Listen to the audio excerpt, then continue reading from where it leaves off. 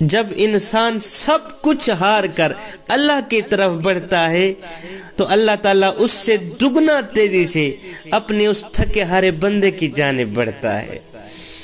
جب بندہ اللہ کی طرف بڑھنے کی کوشش کرتا ہے، جب بندہ یہ سوچتا ہے کہ بس میں اللہ کا بن جاؤں اور اللہ کو اپنا بنا لوں، جب بندہ اپنے کیے کارناموں پہ شرمسار ہو کر دنیا والوں سے تعلق توڑ کر رب سے تعلق جوڑنے کے لیے دنیا کے بادشاہوں کی چوکھٹ چھوڑ کر رب کی چوکھٹ پہ آ کر اپنا سر سجدے میں رکھتا ہے نا، اپنی آنکھوں سے آنسو بھی بہاتا ہے، ساتھ میں یہ بھی کہتا ہے او میرے کریم رب، بھوکا روٹی کی طرف نہ جائے تو اور کہاں جائے، او میرے کریم رب، پیاسا پانی کی طرف نہ جائے تو اور کہاں جائے، مولا بخشش کا بھوکا ہوں، تیری چوکھٹ پہ آیا ہوں، اگر تو بھی اپنے اس بندے کو معاف نہیں کرے گا تو اور کون کرے گا،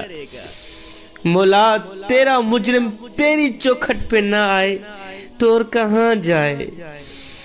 تو جب یہ عمل ہوتا ہے نا، پھر رفتہ رفتہ دل کی کیفیات بدلنے لگتی ہیں، پھر درد سکون میں بدلتا نظر آتا ہے، زندگی ایک بار پھر سے محسوس ہونے لگتی ہے، پھر عرش سجایا جاتا ہے، صبر کے صلے کا تحفہ تیار کرایا جاتا ہے، پھر ساتوں آسمانوں پہ دھوم دھام ہوتی ہے، پھر یہ دھوم دھام ہوتی دیکھ کر فرشتے بھی سوال کرتے ہیں، یا رب یہ تیاریاں کس لیے ہیں، آج کون سا مہمان آ رہا ہے کہ ساتوں آسمانوں کو بھی سجایا گیا ہے، ساتھ میں عرش کو بھی سجایا گیا ہے، بتایا جائے آج کون سا مہمان آ رہا ہے، تو آگے فرشتوں کو بتایا جاتا ہے، فرشتوں آج میرا بندہ کئی برسوں کی تھکن کے بعد، کئی ندامتوں کے بعد مجھ سے صلح کرنے آ رہا ہے،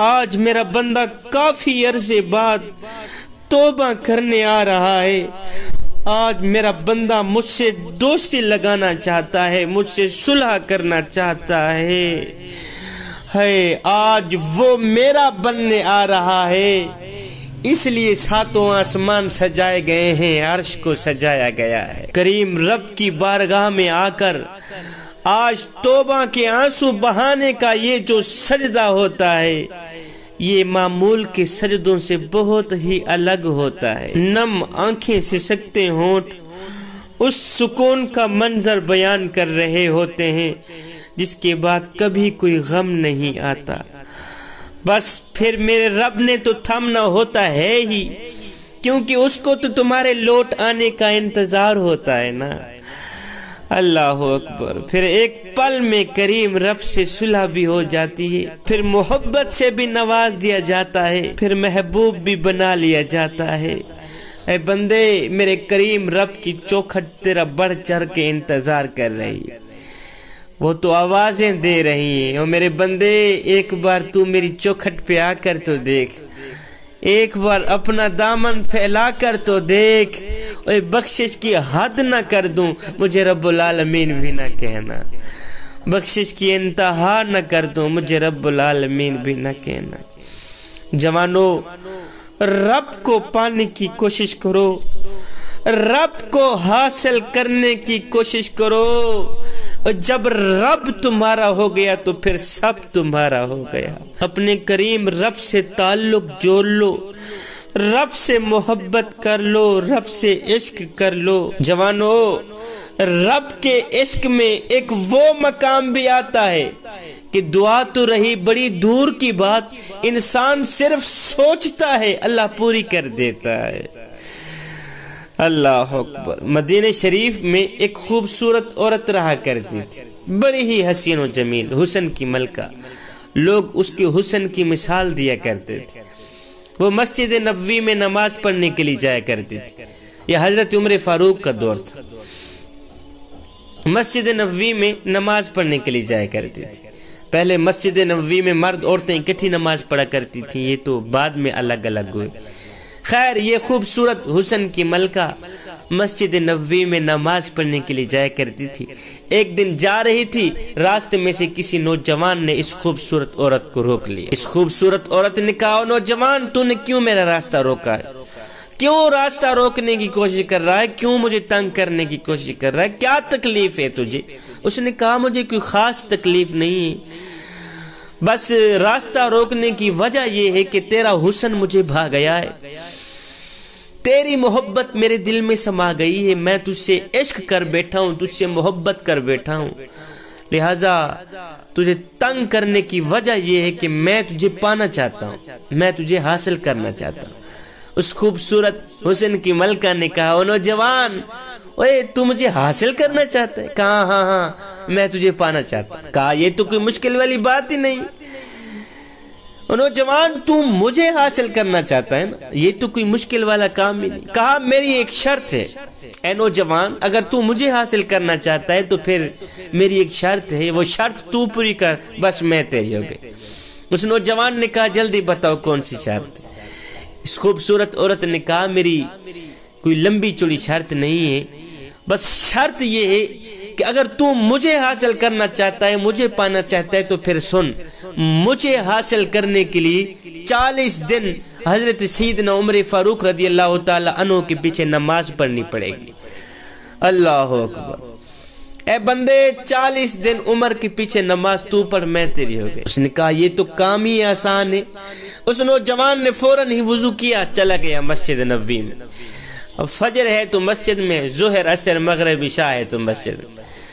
اس عورت کو پانے کے لیے اس نوجوان نے مسجد کے ساتھ دوستی لگا لی، مسجد کے ساتھ یاری لگا لی۔ وقت گزرتا گیا، دن گزرتے گئے، ادھر سے یہ نوجوان سیدنا عمر فاروق کے پیچھے نمازیں پڑھتا رہا، ادھر سے دل کا زنگ اترتا رہا۔ اللہ اکبر، ادھر سے یہ نوجوان سیدنا عمر فاروق کے پیچھے اللہ کو سجدے کرتا رہا، ادھر سے دل کی دنیا بدلتی رہی۔ جب 40 دن مکمل ہوئے، 40ویں دن یہ نوجوان اسی راستے پہ جا رہا تھا کہ وہی خوبصورت عورت راستے پہ کھڑی۔ اس خوبصورت عورت نے کہا، نوجوان، تو نے میری شرط کا احترام کیا، میں نے شرط رکھی تھی کہ 40 دن عمر کے پیچھے نماز تو پڑھ، اس کے بعد میں تیری ہو گئی۔ اے نوجوان، میں تیرے سامنے کھڑی ہوں، جو کرنا ہے کر لے۔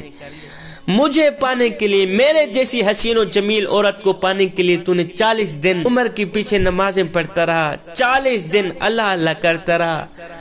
میرے جیسی حسن کی ملکہ کو پانے کے لیے 40 دن تو نے قیام کیے، رکوع کیے، سجدے کیے۔